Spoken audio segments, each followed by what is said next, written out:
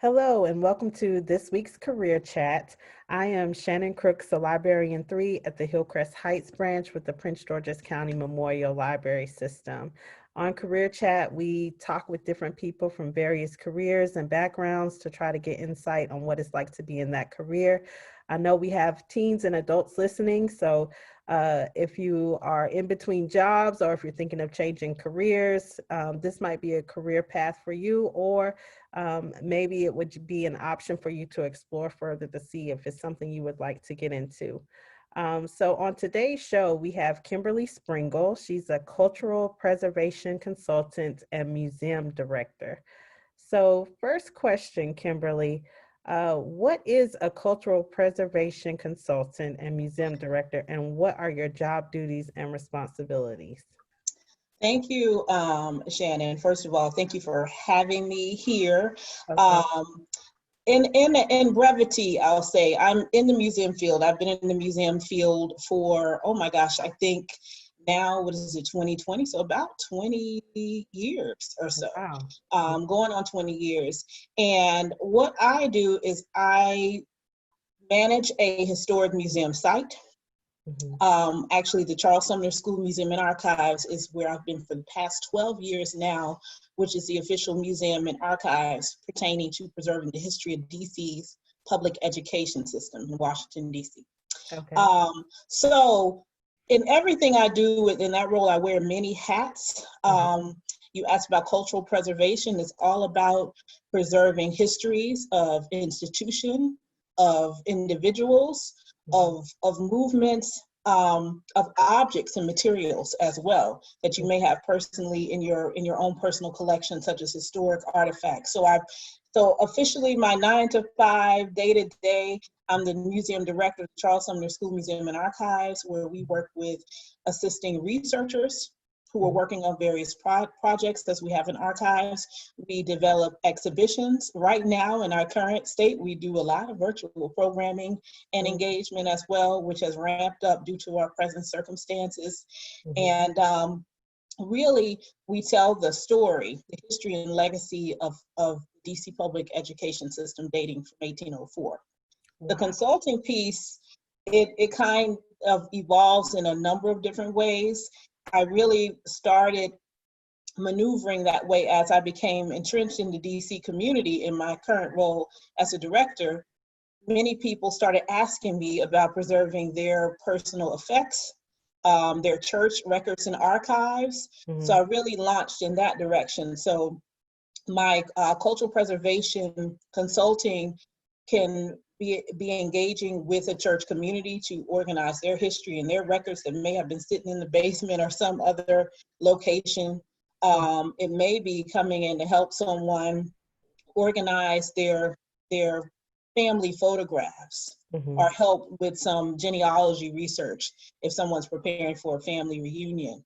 It also it deals with public speaking on a variety of topics related to history and preservation as well. You said 1804? That's how far? 1804 is when DC public schools started. Yes, Wow. Oh yes, my goodness. yes. And they have all that history preserved.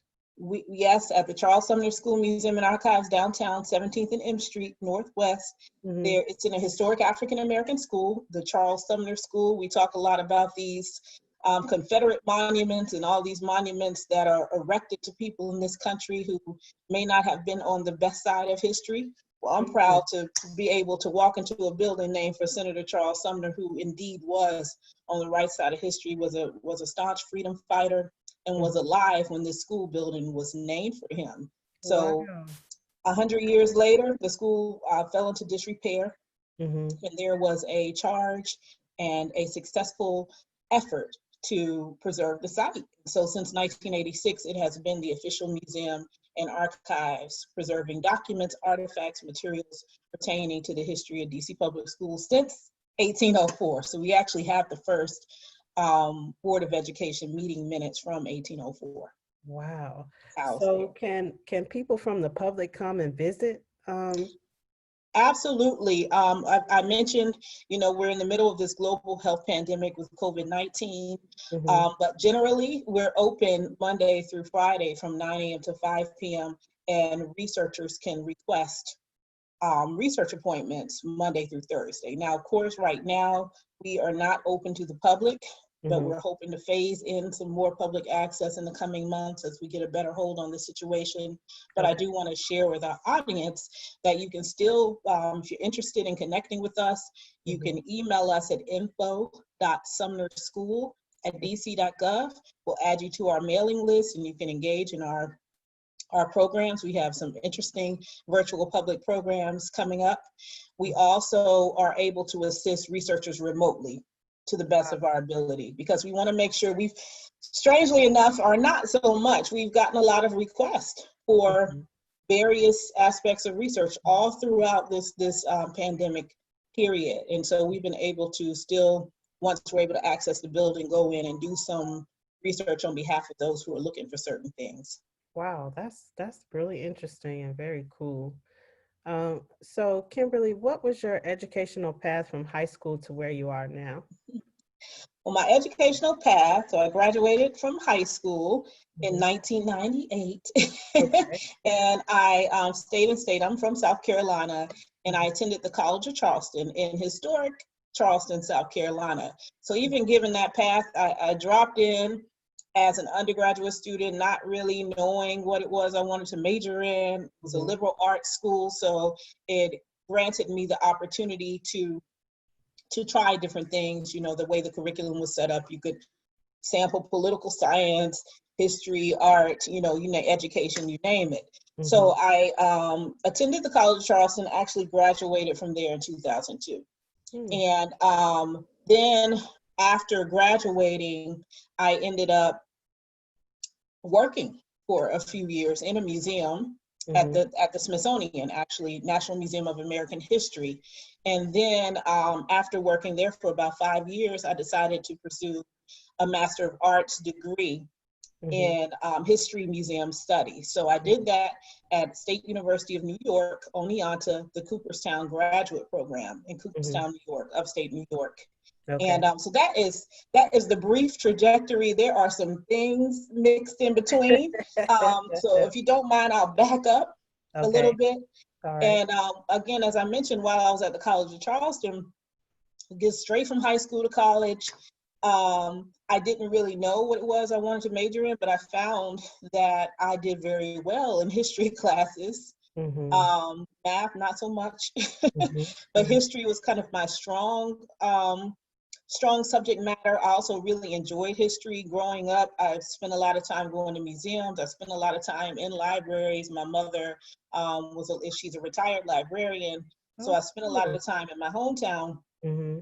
growing up, just exposed to kind of the cultural field, visited a lot of museums all around the country with my family, Hmm. etc. So I decided that history would be my major. Hmm. Now that's nice. So what are you going to do with a history major?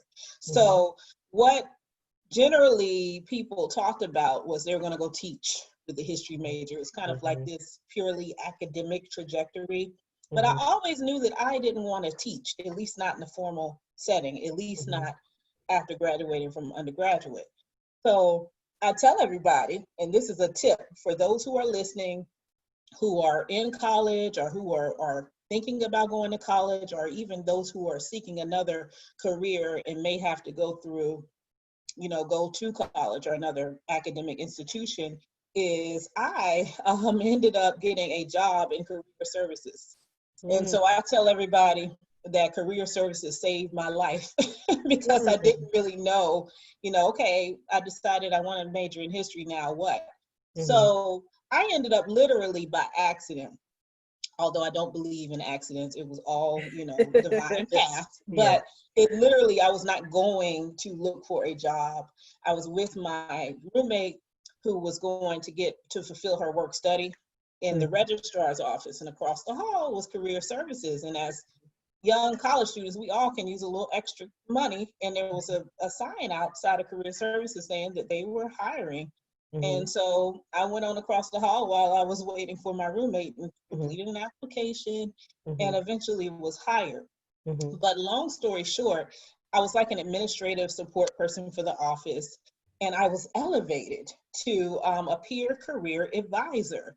And what that meant was I assisted fellow peers Mm-hmm. with creating cover letters and resumes and sharing all of the wonderful advantages of being connected to career services, including searching for internships. Mm-hmm. So I'm sitting here doing all of this, and I was like, wait a minute, maybe I need to advise myself on the next step.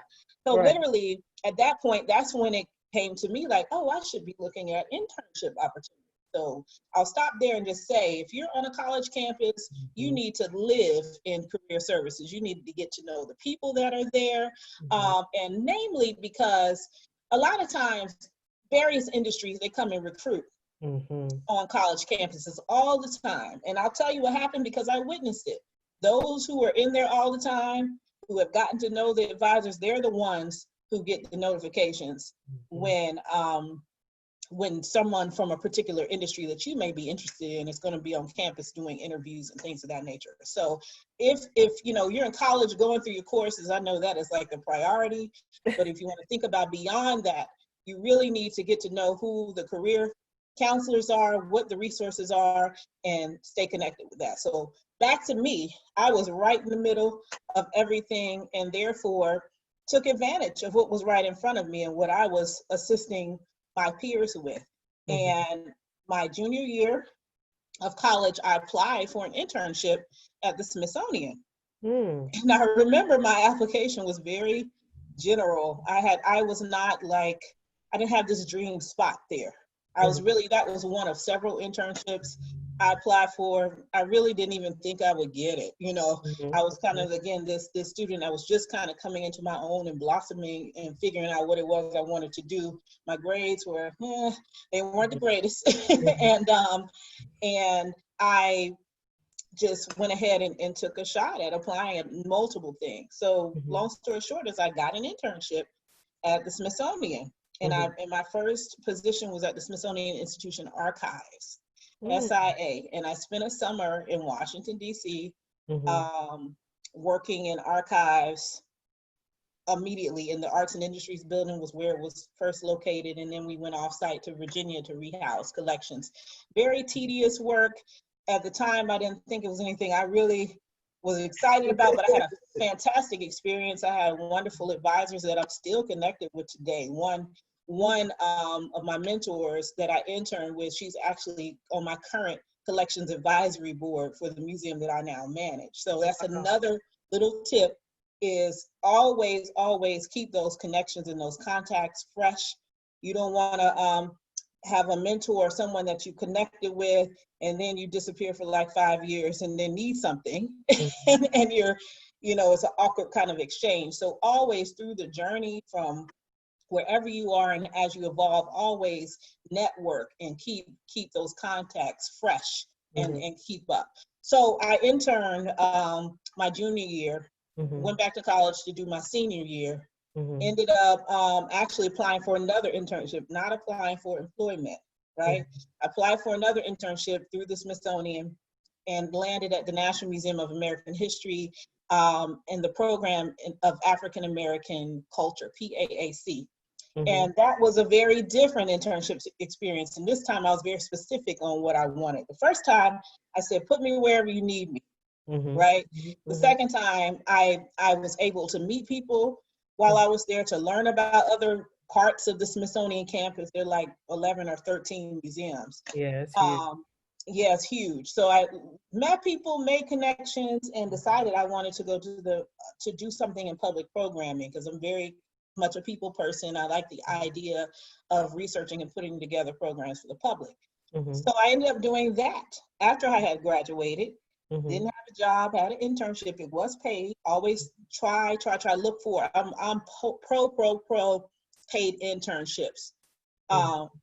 There's a movement with that going on, especially in the museum field, where they're seeking more diversity. That's often the a factor that will disenfranchise minority groups, because you got to work, you got to make money.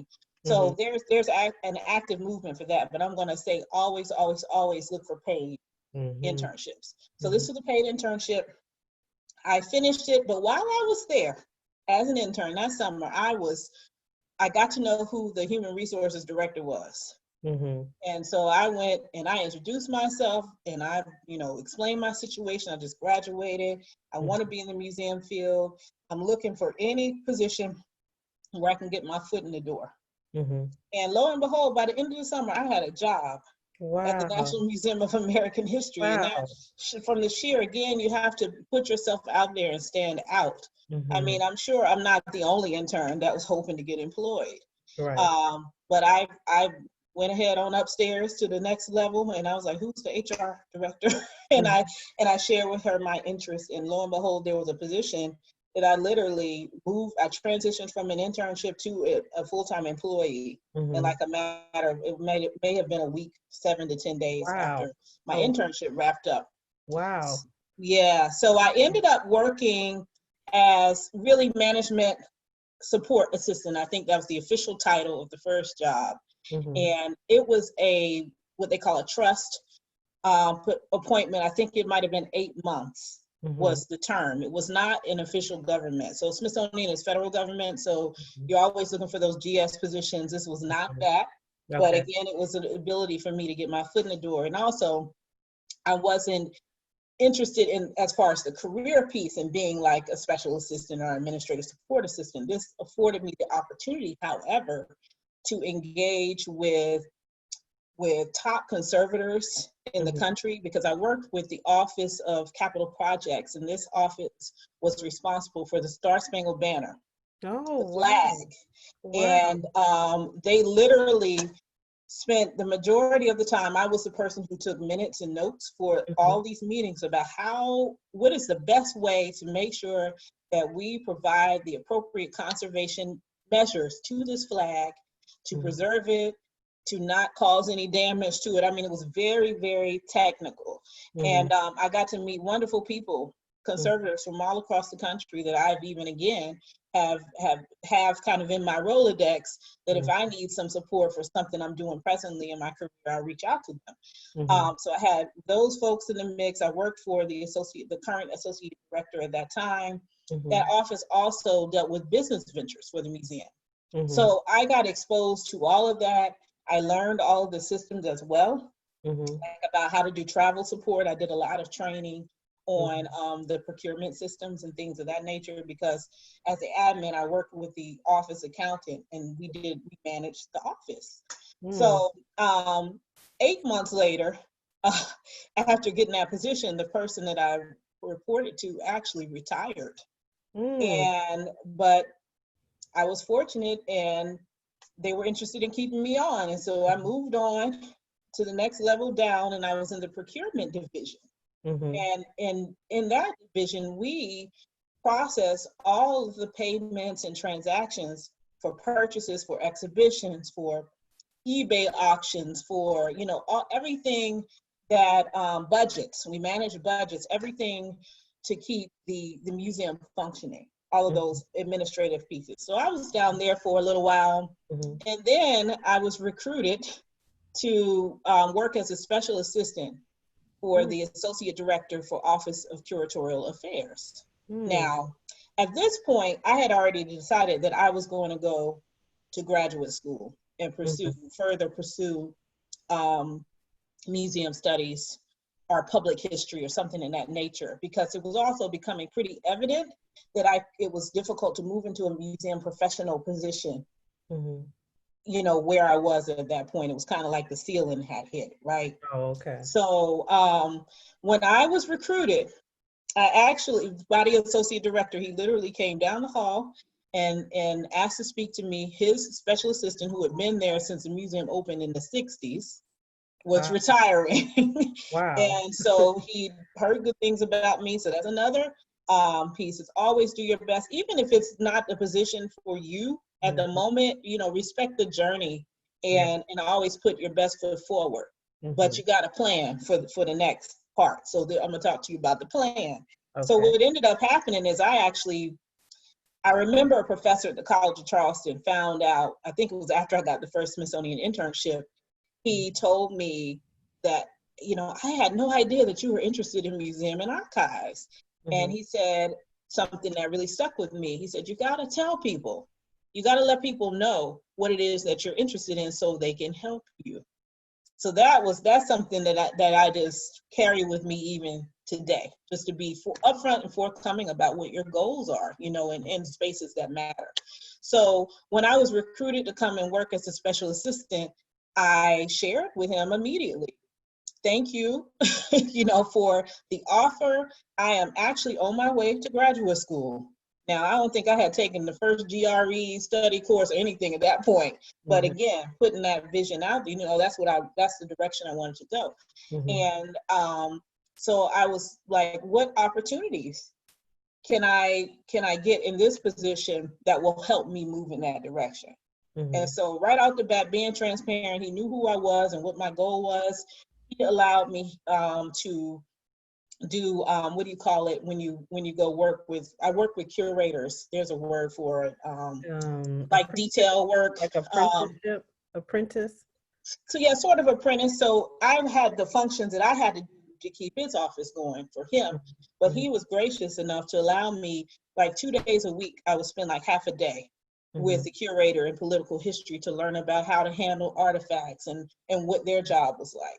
Wow. So, and he didn't have to do that, but again, I was upfront, and he was helpful to me in that journey. He's a top person, like a top expert in the field of public history. So I would ask him for advice. So he really served as a mentor and really kind of helped me trim down what might be the best programs for me going forward. So I worked in that office for him, but he knew the end game that in a couple years or so, I would be moving and transitioning to the next stage. And it took about 4 years. It took longer than I had anticipated, but after about 4 years or so, or maybe, let me back it up. No, I think I worked for him for about 2 years, maybe 2 years and a half. But that whole journey from graduating from the College of Charleston, interning, working, I ended up going to graduate school in 2006. That was a 4-year period that I spent between undergraduate and graduate school. That's awesome. So viewers, Kimberly has said a lot of things about her journey, and it's based on networking. She went to the Career Center at college and started talking to the people at the Career Center, got a job there, learned about how the internship process works, and started networking and talking with people, landed internships. Then she started talking to professors or professional connections, and then she ended up in graduate school. So I liked what you said about letting people know what it is you want to do. On another career chat, someone told me the same thing, that, once they started telling people this is the direction I wanted to go in, they gained support not only from their friends and family, but from their coworkers, even supervisors that may have pushed them to the next level. So it's extremely important to let people know what it is you want to do. What are your goals? If you're sitting down having an evaluation, your annual evaluation, and your supervisor asks you, what are your goals? It doesn't necessarily have to be related to the organization you work for. It could be something else, but they could have a connection and put you in contact with the people that you need to get in contact with. Absolutely. Can I say one thing to that as well, Shannon? So that is very crucial piece, but I want to just say quickly, another thing is to really be intentional as well, because when I talked about going into college, kind of floundering, I didn't know what it was I wanted to do. It's like once I stated an intention and kind of figured out what direction I wanted to go into, everything fell into place. I ended up graduating, like being on the honors dean's list. Like that had not happened from the first couple years. But it's like as soon as I stated my what my major was going to be, and then I started, even though it wasn't like fine-tuned, but I started like, hey, it might be nice, maybe I should try interning in a museum. As a history major, and just started, like I said, I applied to multiple places. And I know it sounded really like quick and boom, boom, boom. Wasn't quite like that. The other intentional piece I remember before the internet was really big, when I came to DC the first time for the internship, and I still have this somewhere.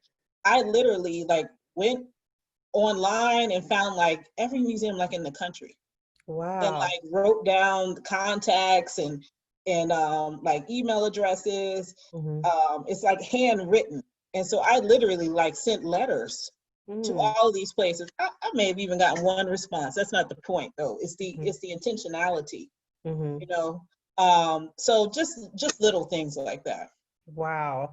The fact that you wrote letters to all the museums in the country, that's amazing. I Yeah. wouldn't have thought to do something like that. But again, you got to think outside of the box if you're trying to get to where you're trying to go. So that's awesome. And I encourage young people to do that too. You're in contact with people. I know high schools, middle schools, and elementary schools right now are having what's called Career Day. So leading up to Career Day, they're exploring careers. And then when they get to Career Day, there's people that come in from all these different careers. If one of those careers sparks you, maybe walk up to the person, introduce yourself, ask them how you can learn more about their career, that you're interested. Maybe they have some type of opportunity for you to gain more knowledge and experience. So you don't have to wait till you get to college. You can do it now, because I Exactly. know high schools are doing that, which is awesome, because when we were in high school, we didn't have Career Day.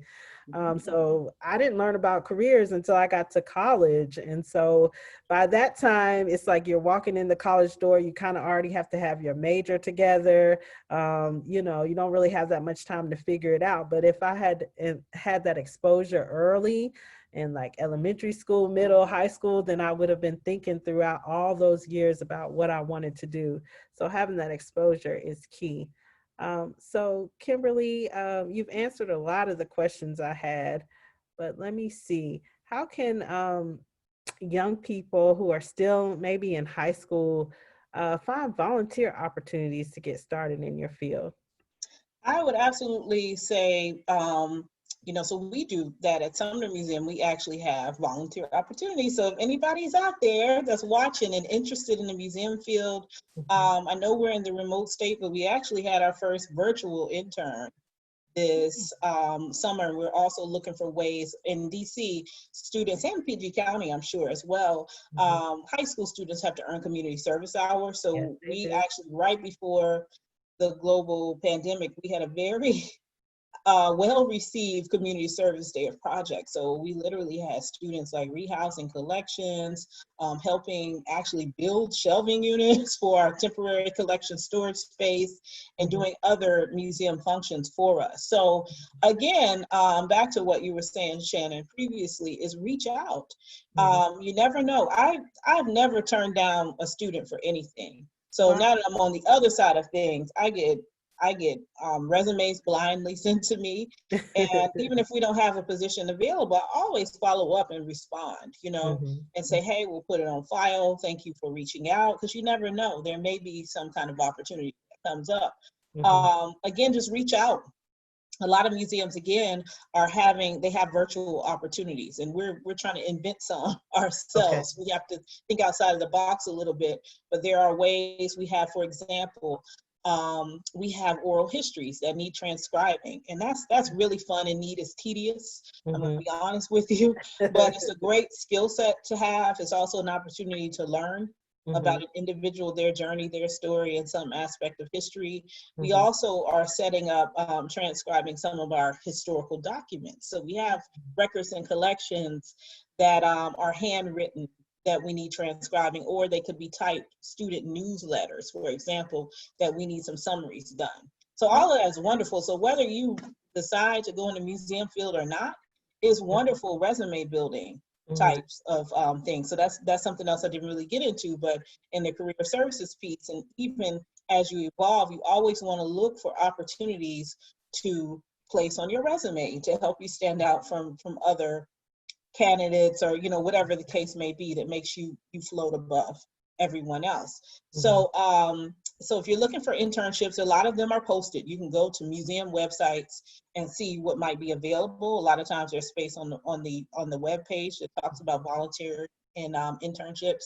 Mhm. And again, if there's just someone else in some industry that you admire, or reach out to them. You never know.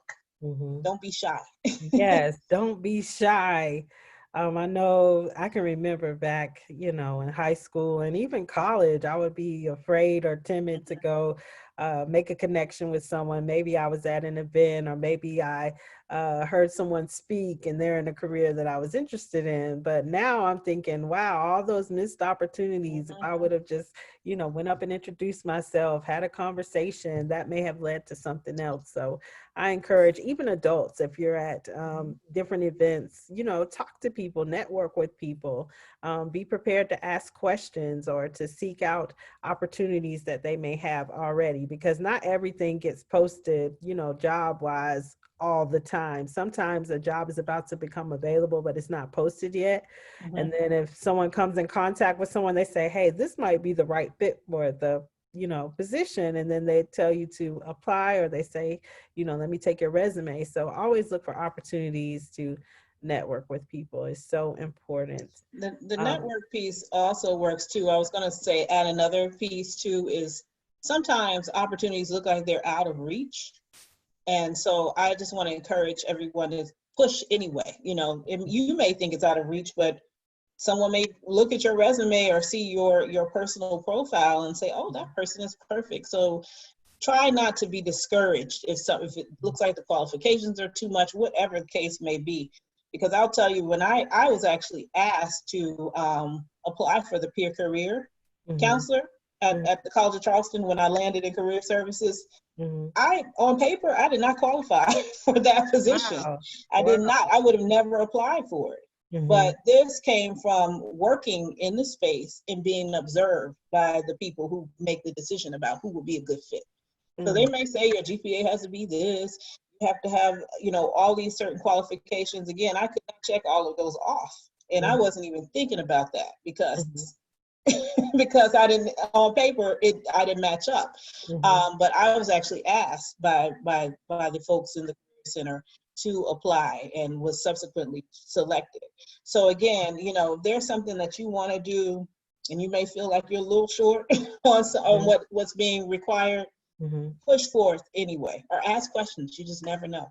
Yes, that is so true. So, adults, you could be in your position right now, but, you could see postings for other positions that you want, but you don't, like Kimberly said, you may not on paper qualify, but you could lead by example. So in your position, like Kimberly said, she had a great work ethic, and, her colleagues saw that, her boss saw that. And so then they said, yes, we want you in this position. And that can happen to you too. So don't feel discouraged. Like Kimberly has said, just stay motivated and encouraged. Do your best. That's, the greatest advice we can give to you is to do your best, because there's always somebody watching and taking note of how well you do things. So Kimberly, what comments do you have about the industry that people just entering it may want to know? That is a good question. The museum field has evolved over time, just like most industries. I will go back to a decision that I made. So as much as it has evolved, there are a lot of things that are still consistent and true. And what I want to say is try to get as much exposure on various parts of the field as possible. So for example, you don't really know what you want to do. I decided when I left the American History Museum as an employee to go to graduate school, it had become evident that I wanted to be a museum director.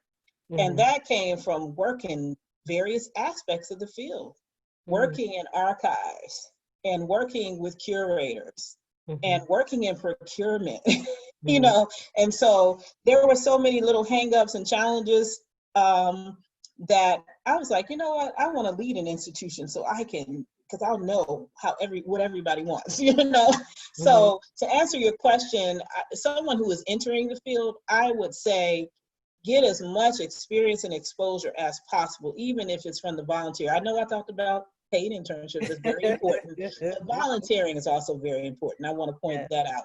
It's a service piece, which is great as a career builder, and you can have like limited hours, but I have peers and colleagues who have gotten some like dream jobs they were actually already working, but they had, again, an intentional goal, they ended up like volunteering a few hours at another institution on the weekend, and that led them to getting their dream job. The whole networking piece is another part. So there's some constants for any field. So networking, and also I would just say, try to, even if it's something you don't think you'd be into, try it out, within the field. It could be something you might not be interested in doing all day, every day, but it's something in your back pocket that may help you get another position just because you've had that particular experience. So I would just say, try to do different things. You might be set, don't box yourself in. Look to expand your skill set and experience doing a variety of functions. Yes, that's a great point. I think sometimes, I know I've talked about this in other career chats, we go to school for something or we get certified in something, we're like, hey, we're going in this aspect only, because a lot of times, you're majoring in something and they say specifically your specialty is whatever. And so you say, I have to find a job in my specialty. No, you don't. You can look at a variety of different places. You can even look at whatever skills or knowledge you've acquired in your current degree or education or career background, and you can apply it somewhere else. We talked about transferable skills.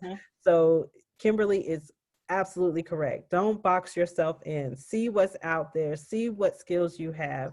Transfer those skills to different positions. You never know. Or if you don't get the position you originally applied for, sometimes they'll say, hey, you don't qualify for this position, but we have this position over here.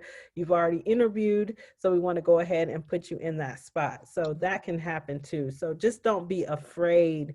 Just get out there, apply, and see what happens. You never know what you might land on. So next question, Kimberly, what kind of obstacles did you face in the pursuit of profession? Well, I mean, it's interesting that you talk about obstacles, because we all have them, and some of them, I kind of forget about what they were at some point, because they seem so big at the time, but then when I look back, it's not a big deal. But one I can think of most immediately, and again, this is just another lesson for students who are entering college, small, large, in between, is try your best to build rapport with professors and other people who you come in contact with, because there's one hurdle when it came time for me to apply for an internship. You need letters of recommendation. And so again, I was just getting settled into, like, this is my major, I'm serious about this. But the trouble was, I was at a liberal arts school, and you're bouncing around from class to class, and there's not really an opportunity to build great rapport. Though I had developed with some, because I was really adamant about learning my professors and how to succeed in their class. So there were a couple that I had little study sessions with. But the obstacle that I want to mention is I had to, it was hard for me to find professors. So there were two one that I had in mind that I just knew would do a letter for me, and he said no. Wow. But it was a good thing, because he said he felt like he didn't know me. I think I might have had a C or something in his class at the time. And I remember he said, these Smithsonian internships are very competitive, and you should look for someone who knows more about you. I literally could write a good letter for me. But now that I think about it, even as a 18, 19-year-old, I really didn't let that discourage me. I went right along to another professor who I had kind of built some rapport with, and he wrote me a letter, and fine, and lo and behold, I got the internship. Wow. I do remember seeing the professor on campus, and I could not wait to tell him that I got the internship. And then after that, he became one of my greatest mentors, even to today. Wow. After that, it was oh, how did she do that? Because it was just interesting because I didn't go the traditional route, because I was where the magic is, career services. Not enough students were in career services. So once again, within the history department, there was someone who was coming to recruit for some branch of the Smithsonian, but that's not the route I went through. So they were how did you, they didn't even know, I guess about the internship because they knew the students. They had their list, I'm sure, that they were Wow. funneling to those opportunities. That's, again, why you need to get to know your professors and people, because they will, oh, such and such is interested in museums. Let me link them up and get Mhm, them through that door. That's how it happens. So mhm, again, I was this lone floundering student who got lucky by getting this job in career services, and then this wasn't luck but just my hard work and deciding, okay, this is what I need to be doing mhm, for myself. Ended up getting this internship, so that was an obstacle. Another obstacle, I guess, again, was the whole just figuring out that, hey, I can't just work here at the Smithsonian and elevate. I had mhm, to leave and like get a degree, which is fine because that's what I was thinking to do anyway. mhm, But in the field of museums, they have tons of museum studies programs now in public history, and previously you could be like a history major and maybe work your way up. But a lot of most curators, all of them, I think, have PhDs. They have um, wow. advanced degrees. But so that was part of the plan as well, but it was a little frustrating that I Mhm, couldn't move beyond kind of the administrative pool, but it's all part of the journey, and pushed me to go ahead and pursue graduate studies, which was the best thing I could have done. So I ended mhm, up going to a generalist program, which also was another obstacle because I lived in Washington, D.C. for the past several years, and I had to pack up and move to upstate New York in a village with 2,000 people. wow. And there might have been 3 Black people in the whole village. Wow. And so that was very much an obstacle and a challenge. But again, mind over matter. My state of Mhm, mind was, I'm here for not even 2 years, it's 18 months mhm, to work as hard as I can and get mhm, this degree and get to the next level. mhm, So, so sometimes you have to do something uncomfortable to mhm, get to the next level. So I would count that as an obstacle. mhm. Yeah, I think the whole career journey does feel uncomfortable throughout the process. You are trying to find a job, you're trying to find something that you love doing versus Hmm. something that you like doing. Sometimes you have to take positions that you don't particularly care for, but you Hmm. need a paycheck, so you take it. But I guess the main thing is just to keep going, Yep. keep trying new things, keep seeking out new opportunities, keep meeting people, do your research. Right now, you're taking a wonderful step by watching the career chats. You're seeing what is out there. I'm trying to bring some phenomenal people. The system is trying to bring some phenomenal people to the show so that you can have an idea of what's out there, because I think that's one of the biggest challenges is not knowing what's out there with regard to careers. So just doing your research, seeing what's out there is one of the biggest things, and saying yes to opportunities, whether it be an opportunity you really want or just an opportunity in general, which is what you've talked about a lot today, Kimberly, and seeking the career center if you're in college. Yes. I don't remember even visiting the career center in college. Now I'm thinking back like, wow, if I would have went there, I might not have struggled right out of college trying to find a job, because I struggled for quite some Yeah. time. And I didn't have a whole lot of internships to fall back on as far as a permanent position.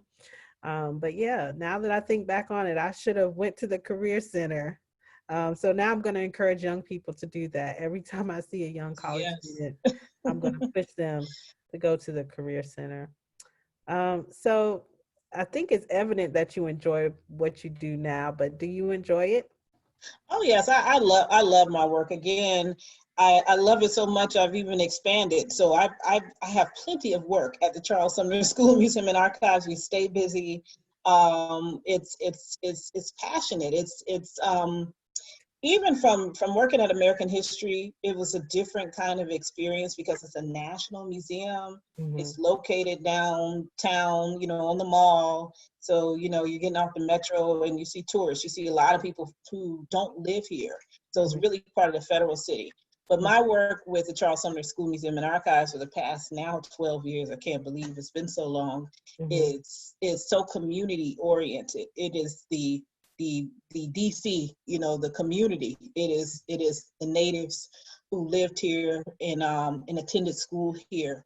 And the pride that people have for their schools, it's palpable, it's amazing, it's exciting. I can't be anywhere in the DMV. I'm in the grocery store and end up talking about work, or find people that went to a particular school. I don't even know how it happens. I can be out at Temple Hill somewhere, and in the grocery store and encounter just someone, and they're like, "Oh, I went to Spindine High School," and then it's just this whole Pandora's box that opens. So it was very interesting because everywhere I go is like people know who I am, and about the history, because people hold really tight to their educational experience here in DC. It's unlike anything. It's not like where I'm from. People went to their school and they're proud, but it's a different kind of thing here in DC, which is interesting because you hear the DC public schools kind of